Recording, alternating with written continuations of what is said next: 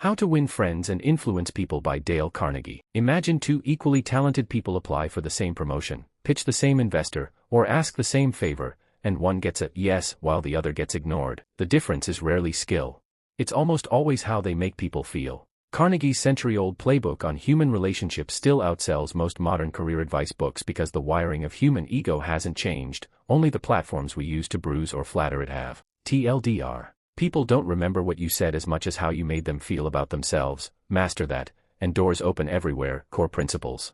Carnegie organizes his ideas into 4 parts. Below are the essential, distilled principles from each. Part 1. Fundamental techniques in handling people. 1. Don't criticize, condemn, or complain. Criticism puts people on the defensive and rarely produces lasting change. It wounds pride and breeds resentment instead of improvement. Example: a manager publicly correcting an employee's mistake in a team meeting causes the employee to shut down and disengage, rather than fix the error. Tip today: the next time someone makes a mistake, ask a curious question, what happened here, instead of stating a judgment. 2. Give honest, sincere appreciation. Everyone craves to feel important. Genuine appreciation, not flattery, is one of the deepest human hungers and a powerful motivator. Example: a founder who thanks an intern by name for a specific contribution in a group email creates more loyalty than a generic year-end bonus. Tip today: send one specific, sincere thank you message to someone whose effort usually goes unnoticed.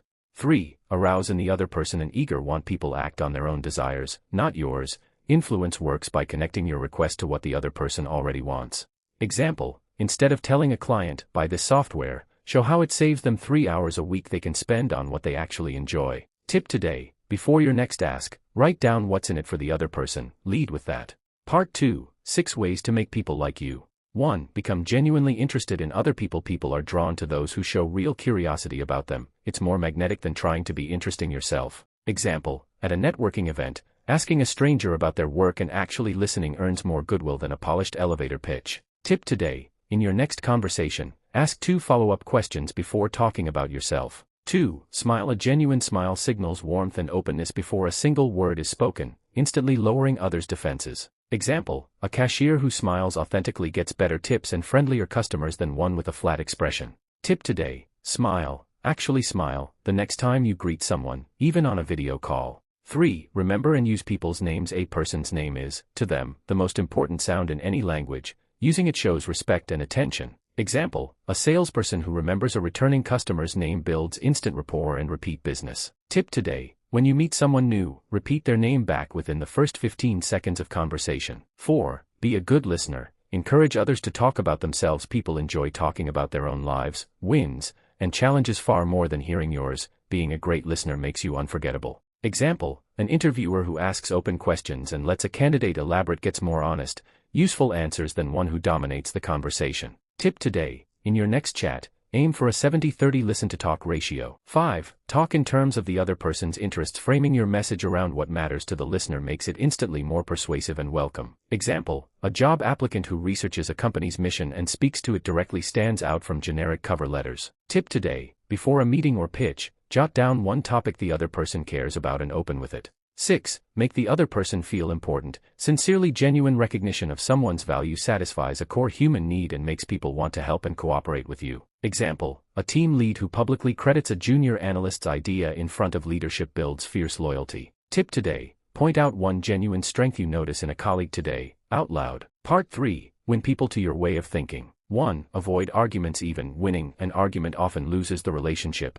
People rarely change their minds when they feel attacked. Example: 2 co-founders arguing over a pricing strategy in front of the team damages trust even if one is right. Tip today: next disagreement, say, I see it differently, help me understand your view, instead of countering immediately. 2. Show respect for the other's opinions. Never say, you're wrong. Direct contradiction triggers defensiveness. Respectful disagreement keeps the door open for real dialogue. Example: a consultant who says, that's an interesting approach, here's another angle to consider, gets more buy-in than one who says, that won't work. Tip today: replace you're wrong with, here's another way to look at it, once today. 3. If you're wrong, admit it quickly and emphatically. Owning your mistakes fast disarms conflict and builds credibility far more than defensiveness does. Example: a startup founder who publicly owns a shipping delay and apologizes retains more customer trust than one who makes excuses. Tip today: if you catch a small error today, admit it before anyone else points it out. 4. Begin in a friendly way. A warm, non-confrontational opening makes people receptive. Hostility from the first sentence guarantees resistance. Example, opening a difficult email with genuine appreciation before raising a concern keeps the reader open, not defensive. Tip today, start your next hard conversation with one honest, positive statement. 5. Get the other person saying, yes, yes, immediately. Starting with points of agreement builds momentum and psychological consistency toward eventually agreeing with you. Example, a negotiator who first confirms shared goals, we both want this deal to close fast, right, builds cooperative footing. Tip today, identify one point you know the other person will agree with and open there. 6. Let the other person do a great deal of the talking. People are more persuaded by conclusions they voice themselves than by ones imposed on them. Example, a manager who asks, what do you think the solution is, gets more ownership than one who dictates the fix. Tip today, ask one open question and let the silence sit instead of filling it. 7. Let the other person feel the idea is theirs. People defend ideas more passionately when they believe they originated them. Example, a product manager who guides a stakeholder to discover a feature idea gets faster approval than pitching it outright.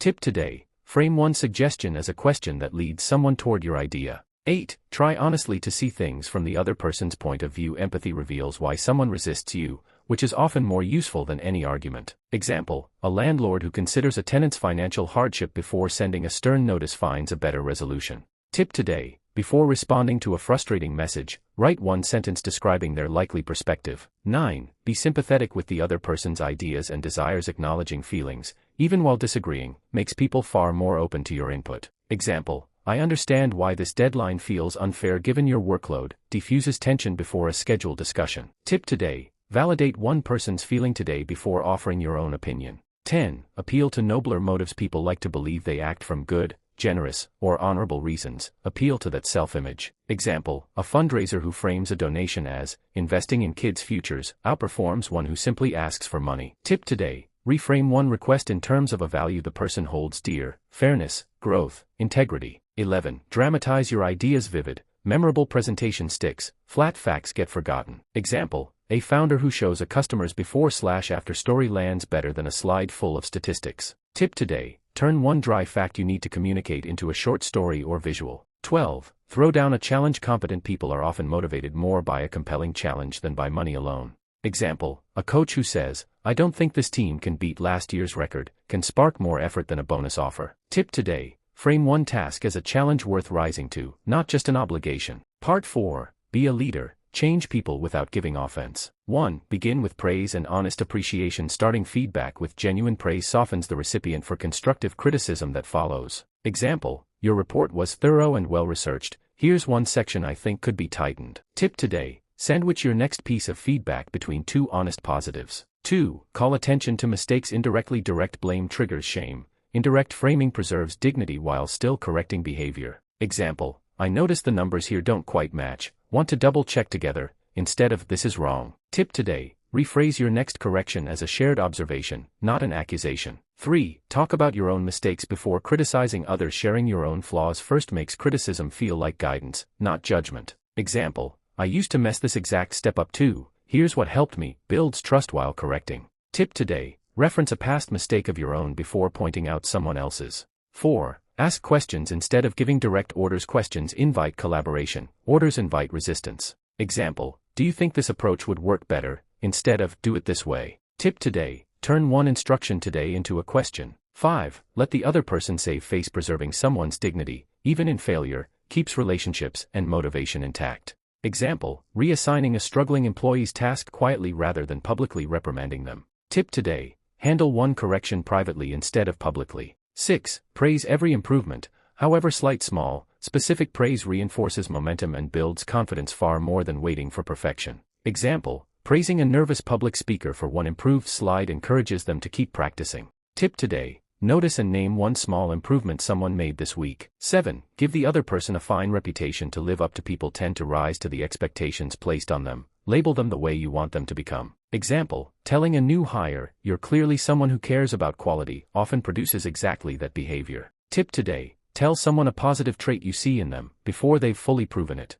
8. Use encouragement, make faults seem easy to correct. Framing mistakes as fixable, not identity flaws, keeps people trying instead of giving up. Example, you're closer than you think, Just adjust this one part, beats, you're not good at this. Tip today, reframe one piece of feedback as easy to fix rather than a deep flaw. 9. Make the other person happy about doing what you suggest. The best requests leave people feeling good about complying, not coerced into it. Example, framing a tedious task as an opportunity to build a valuable skill, not just extra work. Tip today, attach one benefit to your next request so it feels like an opportunity, not a burden. Practical exercises, do this over the next week. 1. Name drill, for 5 new people you meet this week, repeat their name aloud twice in conversation and write it down afterward with one identifying detail. 2. Daily appreciation, send one specific, sincere thank you message each day, to a colleague, friend, or family member, naming exactly what they did well. 3. No argument challenge, go 48 hours without directly contradicting anyone, instead, ask, help me understand your thinking whenever you disagree. 4. Listening ratio log, in 3 conversations this week, consciously aim to speak only 30% of the time, jot down what you learned by listening more. 5. Feedback sandwich practice, the next time you give feedback, work, family, friend, structure it as, genuine praise, gentle question about the issue, encouragement. 6. Reputation boost, tell one person this week a positive quality you see in them that you'd like them to grow into, then watch how they respond. Common pitfalls and fixes. Mistaking flattery for appreciation. Flattery is generic and self-serving, appreciation is specific and about them. Always cite a concrete detail. Using these techniques manipulatively if your intent is purely self-serving, people sense it. Practice sincerity, not scripts. Winning the argument but losing the relationship. Ask yourself, do I want to be right, or do I want this relationship to work, before pressing your point. Giving feedback in public, correct in private whenever possible. Public correction breeds resentment, not growth. Forgetting follow-through. A great first impression fades if you don't maintain consistent warmth and attention over time.